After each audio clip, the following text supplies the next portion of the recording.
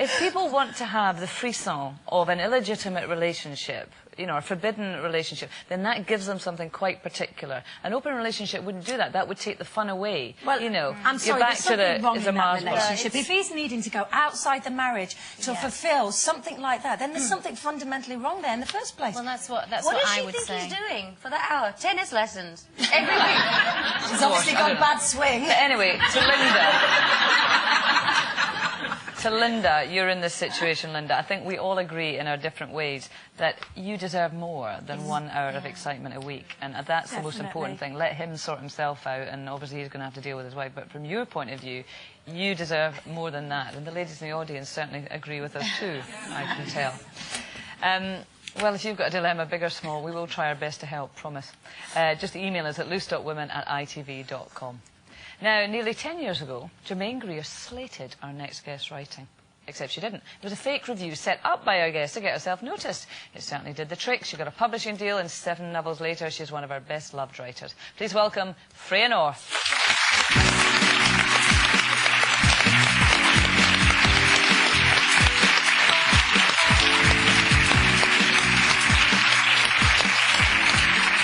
Hi, Freya, how are you? I'm fine, how are you? Good, very well. Well, here it is, book number 7, Love Rules. It's true about this story, about you setting up the fake reviews. It was. I mean, I'd had sort of 4 years of rejections from agents and publishers alike. And I just threw caution to the wind one day. And it wasn't just Germaine Greer. I had Julie Cooper saying that she felt she ought to watch her back. And Marie Claire magazine quite liked it. Germaine Greer didn't like it. The Sunday Times were quite so-so about it. You're not worried in case any of them came up and said, actually, that's a lie? Well, the thing was, I'd been rejected for about 4 years, so I thought it's never going to happen. And then sort of within, you know, that week, I was then called in front of this great and godly agent who then said, I know Germaine and Gilly, and, you know, have they actually read this? But it got you noticed. It did. And I think I really only did it not to be cheeky or to get sued for libel. That's not a good motivation. That's my disclaimer. It was more really to sort of show that I reckoned that there was a niche and a market for my kind of writing, and that, you know, if it was ever reviewed and ever published, then Germaine Greer would slag it off. In fact, she's never reviewed my work. Well, I mean, it's very much ancient history now, because you've got a very successful career. And say this is your 7th novel, and one of the kind of central themes of it is, and there's 2 central characters, and one of them is kind of Mrs. Sensible, thinks she's met Mr. Perfect, and his one tiny little Achilles heel is he likes to have the odd visit to a lady of the night. Oh, tiny. A working girl. Apart from that, he's a very lovely guy. What's the problem? I'm glad you're here to help me now, Freya. I often, with a book, the central theme might come from a tiny little piece of information I've read somewhere. And I came across about 4 or 5 years ago an article about how prevalent it is amongst young, successful, good-looking, charming men that they will also go out and pay for sex and not actually think that there's anything wrong. They sort of, in their mind's eye, see it as pure business transaction. You know, they're hungry, they go out for a sandwich, they're hungry and and I was just stunned, because up until then I really thought of prostitution and the people that pay for sex as sort of being really on the edge, you know, very sort of seamy and seedy. And but really doing the research and talking to people. And how did you do that? Probably like a lot of guys. I went into phone boxes and pulled out cards and looked in the back of local papers and took out the classified adverts and made my phone calls. So what did you say? I would phone up and say, I don't want any services. I'm just a novelist and I want to talk to somebody. They went, okay. Yeah, that's right.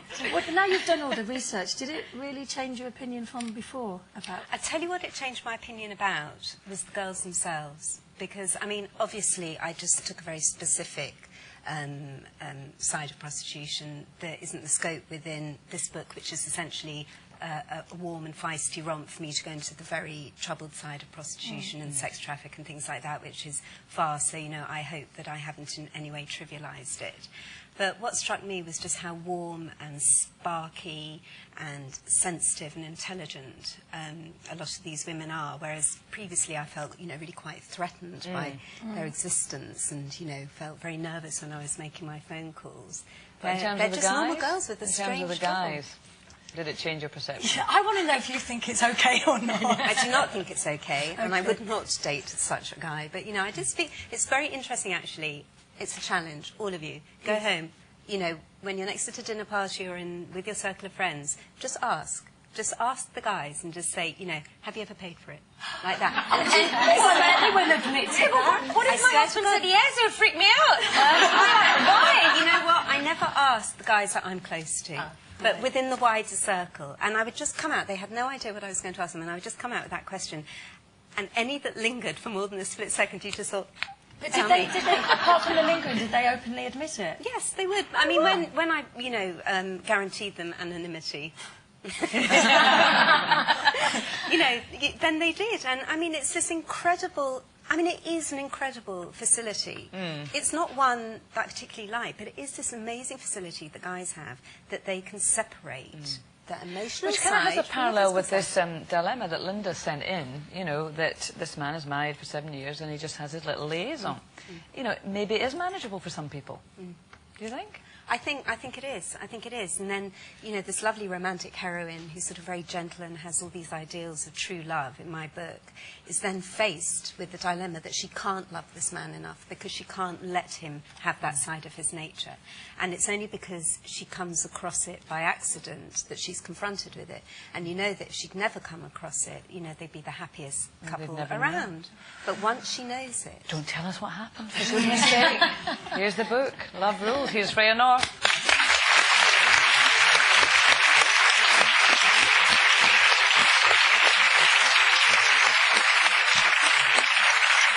I'd rather have that than a man who smokes, frankly. Now, just one last chance for you to win £2,000 today. Status Quo recently appeared in which soap? Was it A, EastEnders, B, Coronation Street, C, Family Affairs? Call 09012931941. Calls cost £1 but may vary from mobiles. Or text the word COB followed by A, B or C to 63337. Each text costs £1 plus standard network charge. Entrance must be 18 or over. Terms and conditions at itv.com/loosewomen. Good luck. It's time for us to take a break now, but we'll be back soon when we'll be joined by singer Jenny Frost. See you soon. Coming up on Thursday's show, Dynasty Diva and Hollywood icon Joan Collins. Don't miss it.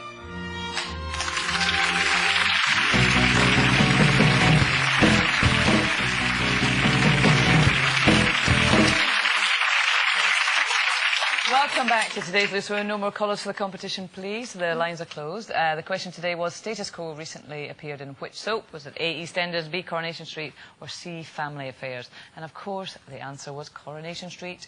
We'll let you know the lucky winner at the end of the show. I just quickly must read out this email, actually.